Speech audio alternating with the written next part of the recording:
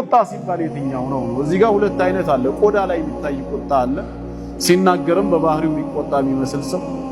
ሁለተኛው ደግሞ ቁጣ የሚባለው እርምጃውን ነው። የትኛው ነው የተፈለገው ሲባል ብዙ የዓቂዳ ሊቃውንቶች ሐዲሱ ላይ የተፈለገው ሁለተኛውን ነው የሚሉት፣ አክሽኑን ነው። ባህሪውንማ ሁሉም ሰው ሊቆጣጠረው አይችልም ነው የሚሉት። ቆጣጠረዋለሁ እንኳን ቢል የሆነ ጊዜ ገንፍሎ መውጣቱ አይቀርም።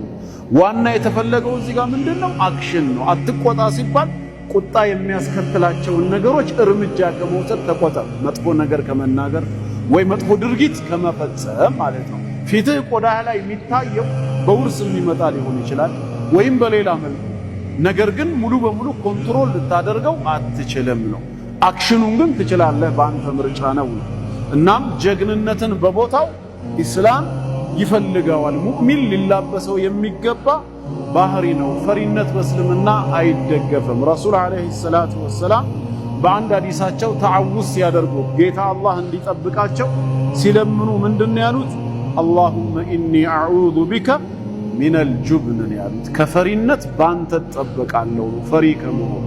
ስለዚህ ጀግንነት ያስፈልጋል። ከዛም ሸይኹ ቀጠሉና ወሸጃዓ ካሉ በኋላ ወልከረም፣ ቸርነት ለጋስነትንም እንደዚሁ እንድትወፍቀኝ እለምንሃለዋል።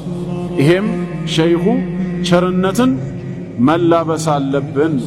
ምን ማለት ነው ቸርነት ወይም ከረም ለጋስነት ሲባል? ወቂለ ሁወ ተበሩዑ ቢልማዕሩፍ፣ መልካም ነገርን ለሌሎች ማካፈል መለገስ ነው። ቀብለ ሱአል፣ ሌሎች ያንን ችግራቸውን አንስተው ከመጠየቃቸው በፊት አንተ ከተረዳሃቸው ጥያቄው አንተ ጋር ከመምጣቱ በፊት ሄደ መስጠትህ።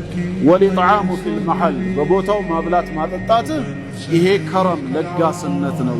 ወረእፈቱ ቢሳኢሊ መዓ በድሪ ናኢል፣ አንተ ዘንድ ያለውን ነገር ከመለገስህ ጋር ለሚለምንና ለሚጠይቅ ሰውም አዘኔታን ማሳየት ከረም ነው።